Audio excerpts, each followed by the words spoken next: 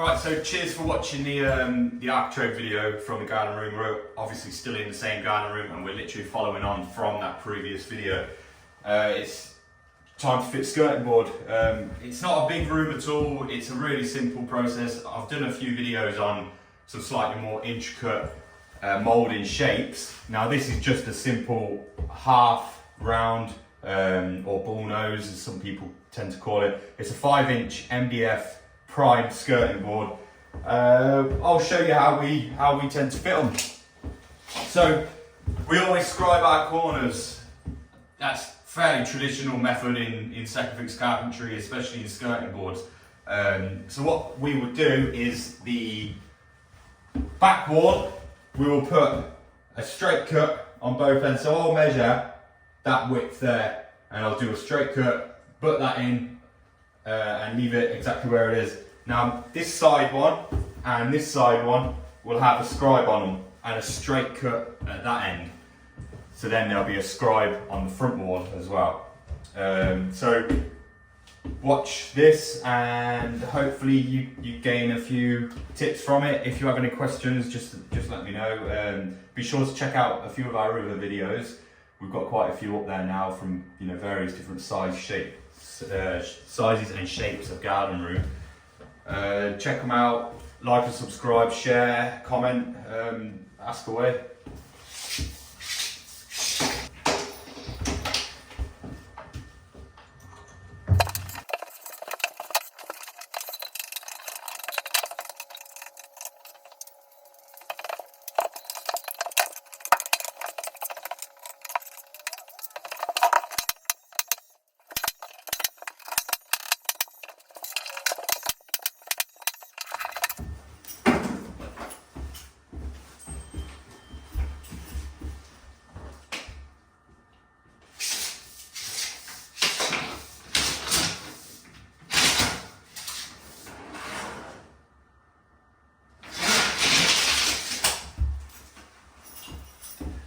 So I've measured that wall on the right at 2.7 meters long. So before I cut it to that, I will put a left-hand scribe on my piece of skirting board and then I'll measure off the start of the scribe. So not the scribe that bends around at the top to follow the moulding, the actual straight uppercut piece. So yeah, I'll put that on there and I'll put it down to 2.7, cut it square. That will then just go up against the plaster, and like I say, there'll be a scribe cut into that small panel there on the left.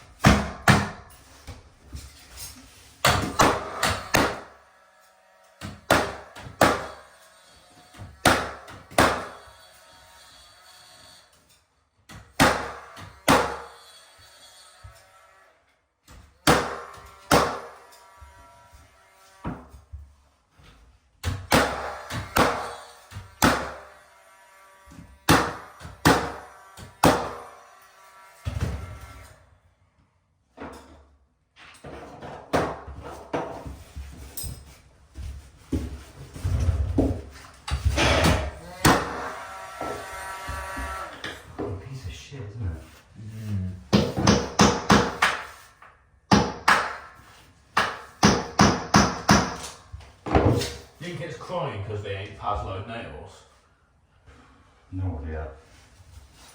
Let's see.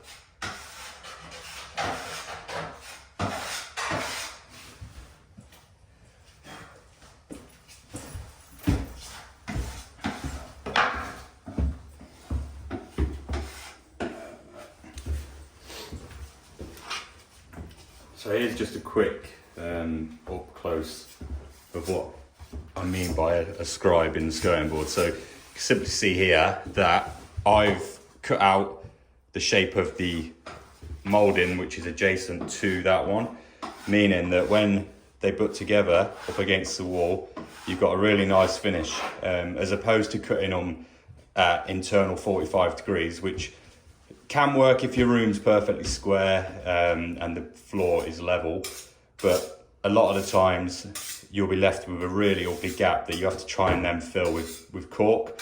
This just allows a lot of room, not for error, but for any mistakes in the walls themselves, or if you're working in an old house and the walls aren't completely 90 degrees and the floor is all over the place.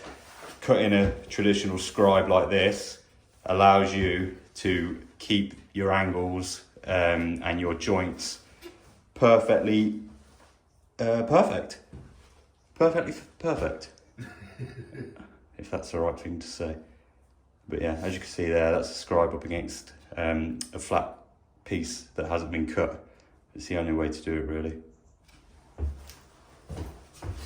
So then obviously you can see that we've just offered the scribe side up, and using no tape measure, we can just put a line there where the upright architrave is, cut that nice and square, offer that in, glue it, pin it, get it painted, and you've got a perfect job, really.